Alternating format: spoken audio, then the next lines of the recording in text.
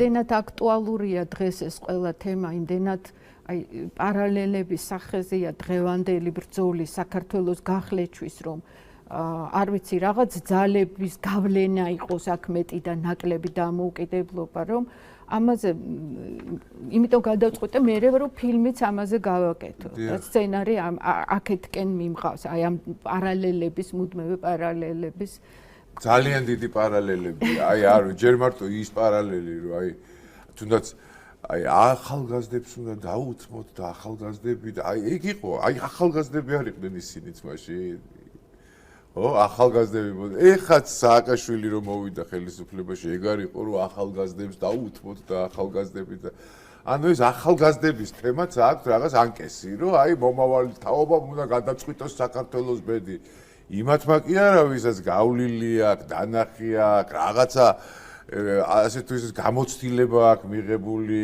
იცის ხო რაღაცნაირად პასუხისგებლობას გზნობს თავის ხალხის და თავის შვილის და შვილიშვილის მიმართ ისე კი არა როგორც ჯაფარიძე არანაირი პასუხისგებლობა არ აქვს რა აი ხო და აი ახალგაზრდები და აი ესენი იქნებიან ის და აი ეს სულ არის ისა რა შეფარული ამბები რა ეს ახალგაზრდებით მანიპულირება რა მართალია ილიას და თქვამი აქ ახალსა ნამუდრაგალს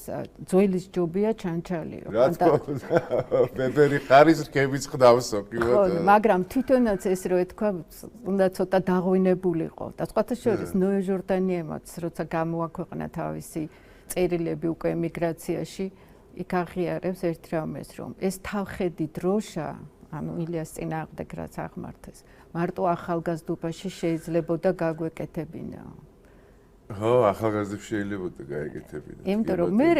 რაშიც ილიას ედავებოდნენ რომ ეროვნული წინაპლანზე გაქოდა სოციალური არ გახსოვსო და ინტერნაციონალურიო მე მიხვდნენ რომ მაგის გარეშე ეროვნულის გარეშე ვერ გააერთიანებდნენ ხალხს და როგორც კი დამოუკიდებლობა გამოაცხადეს იქვე დაიწყეს ეროვნული მოტივით იდენტიფიკაციით შენი წარსულით საქართველოზე მითი გაერთიანება ერის და მე მიხვდნენ რომ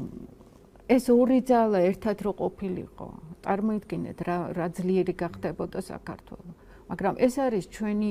არ ვიცი როგორ თქვა რაღაცა ბედი გვაქვს ესეთი რომ ყოველთვის რაღაცა საქართველოში უნდა ხდებოდეს ესეთი დაპირისპირება ყოველთვის ეს ყოფილვართ სამწუხაროდ